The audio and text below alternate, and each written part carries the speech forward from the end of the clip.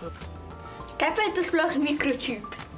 Mikročip je ena zelo majčkena zadevca, na kateri je gor številka, ki je specifična za vsakega kužka in vsak mikročip posebej.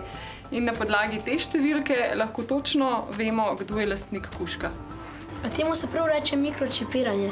Ja, mikročipiranje je prav postopek, s katerim vstavimo čip pod kožo kužka ali muce na levo stran vratu, zato da po celem svetu vejo točno, na kateri strani preberejo čip od kužka. A to, ko je kužka boli?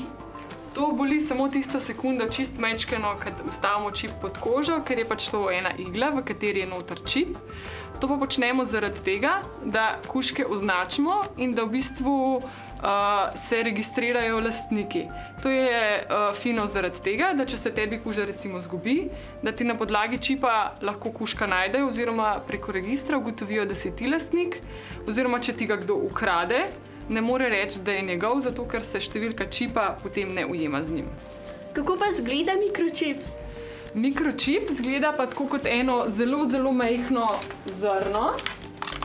In sicer, ko je zapakiran, izgleda to takole.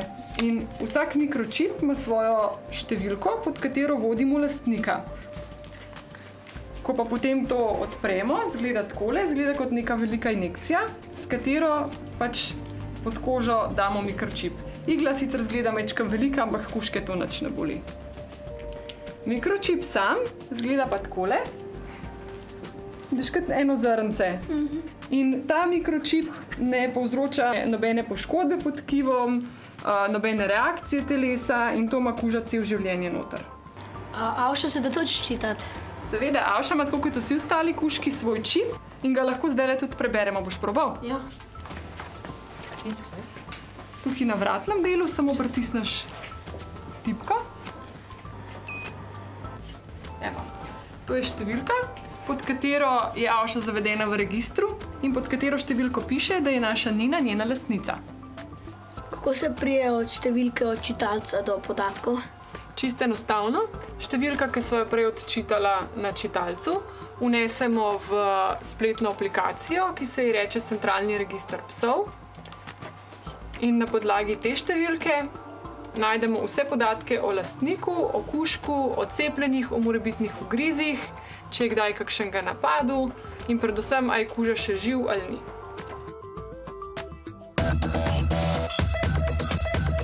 A imajo psi sploh potne liste, pa kako so sploh podatki napisani o tem čipu? Seveda, vsak pes mora obvezno imeti potni list, izgleda takole.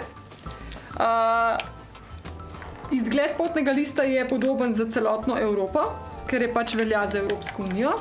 In to je obvezni dokument, ki ga mora vsak kuža imeti. V njem noter so zapisani podatki o lastniku na prvi strani in seveda čip, tisti, ki smo prej gledali, ki so odčitali tudi čip. In noter so podatki, kdaj je bil čipiran in seveda kdaj je bil rojen, kako mu je ime, kakšne pasme je. In seveda v vsakem potnem listu morajo noter biti podatki o cepljenju. Zaradi tega, ker je cepljenje proti steklini obvezno po zakonu, morajo noter biti podatki z nalepko, štempilko in z datumi. V potnem listu so potem tudi lahko še druga cepljenja, ki sicer niso obvezna in se lastnik sam odloči, če cepimo. In to je uradni dokument, s katerim kuža lahko potuje tudi čez mejo. A kužki sploh lahko potujejo po svetu? Seveda, kužki načeloma lahko potujejo s svojim lastnikom kamorkoli. Je pa odvisno od vsake posamezne države posebej, če imajo slučajno kakšne omejitve v povezavi z preprečevanjem širjenja kužnih bolezni. A kužki lahko z avionom potujejo? Seveda, tudi na avion lahko grejo kužki, je pa sicer odvisno od velikosti, v katerem delu aviona lahko potujejo. Če so dovolj majhni, do 8 kg, lahko potujejo s tabo recimo v kabini. Za večje kužke je pa predpisano potovanje v podobnem prostoru, kot je prostor za prtljago. Niso sicer med kovčki zloženi, ampak imajo poseben prostor, kjer jih imajo v kletkah noter in tam počakajo, da avion pristane. Zdaj pa, ko je bila to kriminala, ne bi kakšen priboljšek? Seveda, mi imamo za naše kužke zmeri kakšne priboljške. Takole. Lahko jih daš čisto počasi, zastegnjeno rokco.